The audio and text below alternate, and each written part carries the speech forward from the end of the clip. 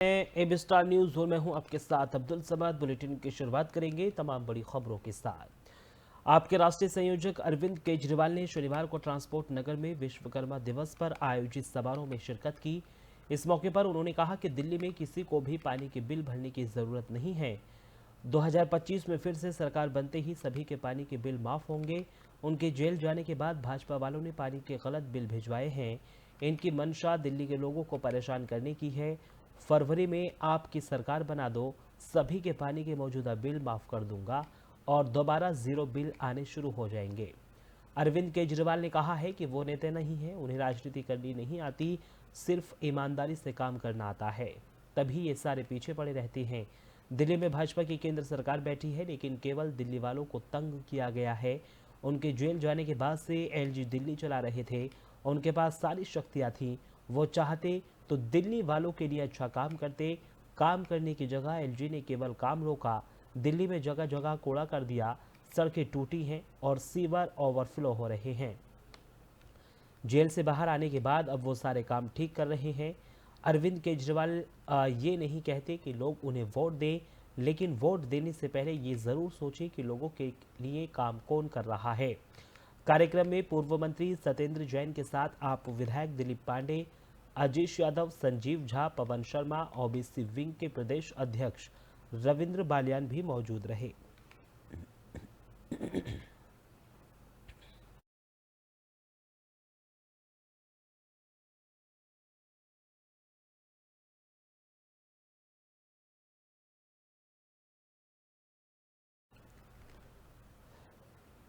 उत्तर प्रदेश के गाजियाबाद और मेरठ के बीच चलने वाली नमो भारत ट्रेन की टाइमिंग में बदलाव हो रहा है।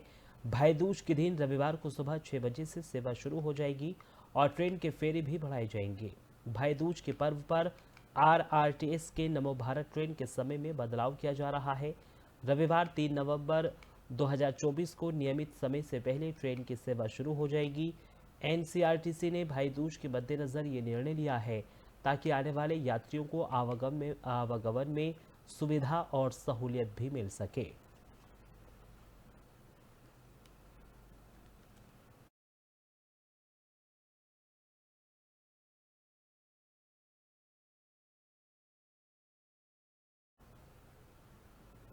दिवाली के बाद दिल्ली की आबोहवा लगातार बेहद ही खराब श्रेणी में पहुंच रही है। दिल्ली वासियों के लिए लगातार मुश्किलों का सामना करना पड़ रहा है, क्योंकि दिल्ली की जो आबोहवा है वो लगातार जहरीली होती हुई जा रही है। चारों तरफ धुएं का गुब्बार नजर आ रहा है, लोगों को सांस लेने में तकलीफ हो रही है और लोगों को अस्थमा जैसी बीमारियों का भी लगातार सामना करना पड़ रहा है। डब्ल्यूएचओ के मुताबिक लोगों में इस धुंध भरी हवा यानी अंदर शरीर में लेने के बाद तमाम तरह की जो बीमारियां हैं वो उत्पन्न हो रही हैं। सभी से मास्क पहनने के बाद घर से बाहर निकलने की सलाह दी जा रही है और बताया ये जा रहा है कि दिल्ली के आनंद विहार में सबसे ज़्यादा हालात ख़राब हैं। तो दिवाली के बाद दिल्ली में रविवार प्रदूषण की स्थिति और भी ख़राब हो गई है और वायु गुणवत्ता एक बार फिर से बहुत ख़राब श्रेणी में पहुंच गई है। राष्ट्रीय राजधानी में धुंध की एक पतली परत छाई हुई है। वायु गुणवत्ता लगातार ख़राब होती जा रही है। आनंद विहार, अशोक विहार समेत कई इलाकों में वायु प्रदूषण का स्तर बहुत ही गंभीर श्रेणी में तक पहुंच गया है।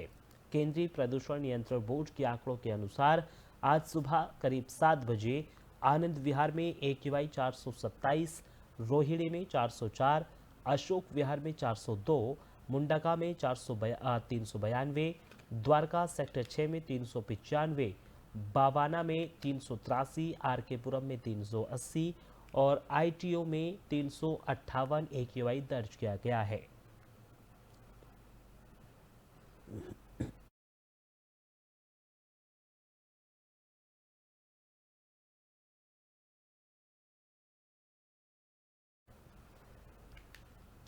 नवंबर में भी दिल्ली वासियों को गर्मी का एहसास हो रहा है। अधिकतम और न्यूनतम तापमान दोनों बढ़ते दिखे हैं।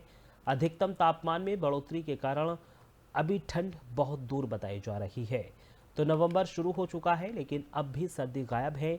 दिल्ली एनसीआर के इलाकों में अधिकतम तापमान में बढ़ोतरी के कारण गर्मी का एहसास लगातार हो रहा है। अधिकतम और न्यूनतम तापमान दोनों बढ़े हुए हैं। एक सप्ताह के मौसम में विशेष परिवर्तन की संभावना नहीं है और न ही पश्चिम विक्षोभ आएगा। इस कारण तापमान में कोई खास गिरावट नहीं होगी। हालांकि अगले सप्ताह से सुबह कुहासा देखने को मिल सकता है। अमूमन 2 से 6 नवंबर तक अधिकतम तापमान 30.5 और न्यूनतम तापमान 15.3 डिग्री सेल्सियस और 7 नवंबर से 11 नवंबर तक अधिकतम तापमान 29.5 और न्यूनतम तापमान 14.3 डिग्री सेल्सियस रहता है। लेकिन कुछ सालों में तापमान में लगातार बढ़ोतरी देखने को मिल रही है। शनिवार को भी अधिकतम तापमान सामान्य से 3 डिग्री अधिक 33.9 और न्यूनतम तापमान सामान्य से 2 डिग्री अधिक यानी 17.1 डिग्री सेल्सियस दर्ज किया गया है।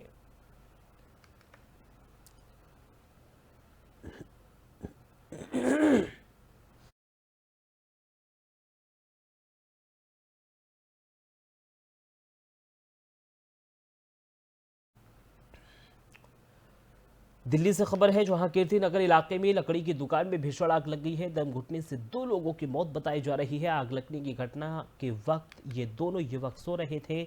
आग लगने के बाद कमरे से बाहर नहीं निकल पाए, जिसके बाद ये बड़ा हादसा हुआ और दोनों की इस भीषण आग में झुलसने से दर्दनाक मौत हो गई। तो राजधानी दिल्ली के कीर्ति नगर इलाके में फर्नीचर मार्केट स्थित दुकान में रविवार तड़के भीषण आग लग गई। आग लगने से दुकान के अंदर और चारों तरफ धुआं ही धुआं फैल गया। इससे दम घुटने से 2 लोगों की मौत हो गई। आग पर काबू पा लिया गया है। जानकारी के मुताबिक कीर्तिनगर फर्नीचर मार्केट में भीषण आग लगने की घटना में मरने वाले दोनों लोग घटना के वक्त सो रहे थे, लेकिन वो बाहर नहीं निकल पाए क्योंकि आग बहुत भीषण बताई जा रही थी। आग लगने के बाद दोनों कमरे से बाहर नहीं निकल पाए, जिसकी वजह से दम घुटने से उन दोनों की जान चली गई।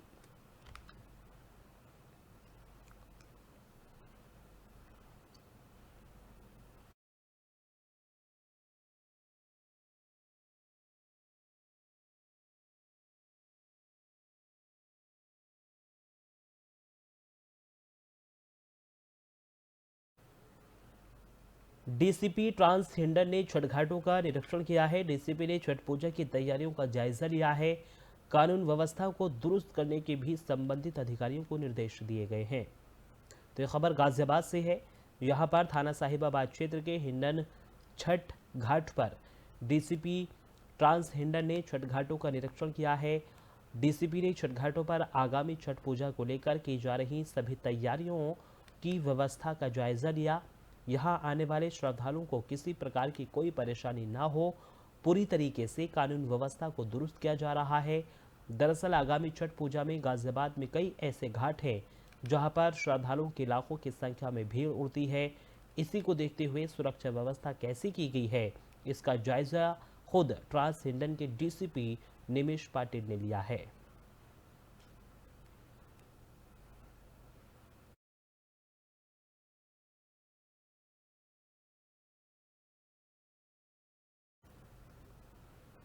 दिल्ली के अलीपुर इलाके के गोदाम में भीषण आग लग गई। सूचना पर मौके पर पहुंची 30 दमकल की गाड़ियों ने कड़ी मशक्कत के बाद इस भीषण आग पर काबू पाया।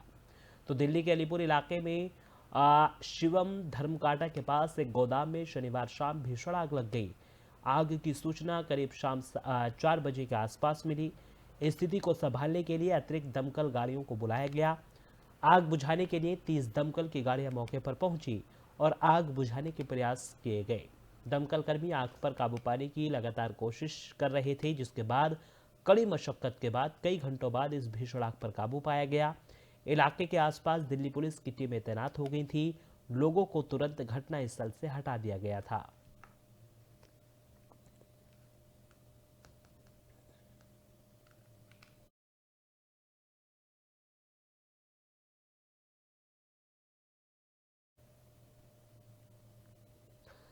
केंद्रीय गृह मंत्री अमित शाह ने झारखंड विधानसभा चुनाव के लिए भाजपा का घोषणा पत्र जारी कर दिया है। इस दौरान असम के मुख्यमंत्री हेमंता बिस्वा शर्मा, केंद्रीय मंत्री शिवराज सिंह चौहान और झारखंड के भाजपा अध्यक्ष बाबूलाल मरांडी भी मौजूद रहे। इस दौरान शाह ने कहा है कि मतदाताओं को घुसपैठियों को संरक्षण देने वाली झामुमो सरकार और किसी को भी अवैध रूप से सीमा पार नहीं करने देने वाली भाजपा के बीच चयन करना होगा। आगे शाह ने कहा है कि भाजपा झारखंड की माटी बेटी रोटी की सुरक्षा सुनिश्चित करेगी, जो वर्तमान शासन में गंभीर खतरे में है। इससे पहले कार्यक्रम को संबोधित करते हुए भाजपा नेता बाबूलाल मरांडी ने बताया कि झारखंड में जब भी भाजपा की सरकार रही तब विकास कार्य हुआ। बाबूलाल मरांडी ने कहा है कि झारखंड में जब भी भाजपा ने सरकार बनाई तब राज्य में विकास कार्य हुए।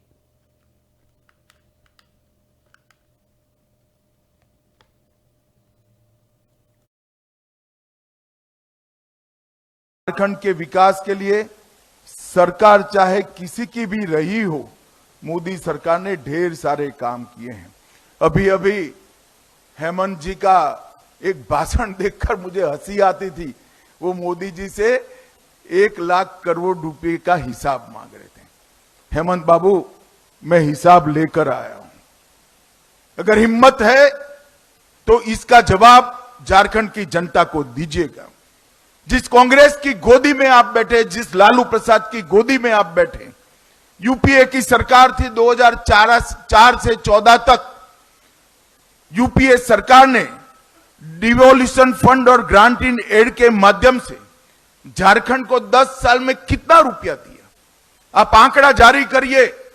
मुझे मालूम है कि आप आंकड़ा जारी नहीं करोगे, इसलिए मैं ही कर देता हूं।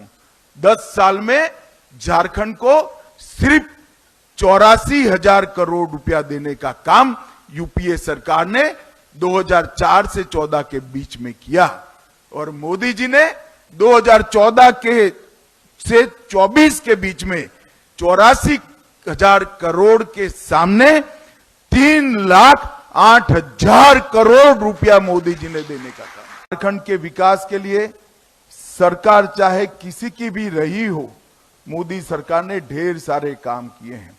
अभी अभी हेमंत जी का एक भाषण देखकर मुझे हंसी आती थी। वो मोदी जी से 1 लाख करोड़ रुपए का हिसाब मांग रहे थे। हेमंत बाबू, मैं हिसाब लेकर आया हूं। अगर हिम्मत है तो इसका जवाब झारखंड की जनता को दीजिएगा। जिस कांग्रेस की गोदी में आप बैठे, जिस लालू प्रसाद की गोदी में आप बैठे, यूपीए की सरकार थी 2000। संसद का शीतकालीन सत्र 25 नवंबर से शुरू होगा। ये 20 दिसंबर तक चलेगा। इस दौरान कई अहम बिलों पर चर्चा होगी। शीतकालीन सत्र के दौरान वन नेशन वन इलेक्शन और वक्फ विधेयक बिल पर भारी हंगामा होने के आसार हैं।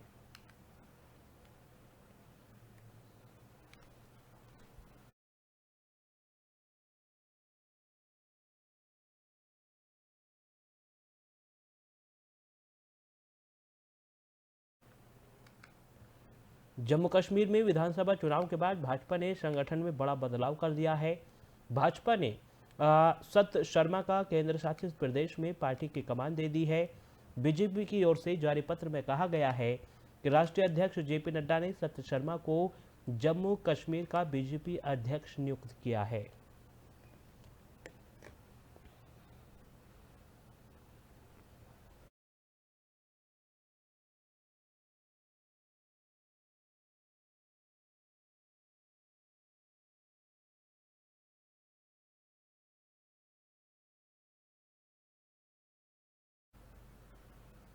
और फिलहाल इस बुलेटिन में सिर्फ इतना ही। देश और दुनिया की तमाम खबरों के लिए आप देखते रहिए एबी स्टार न्यूज़।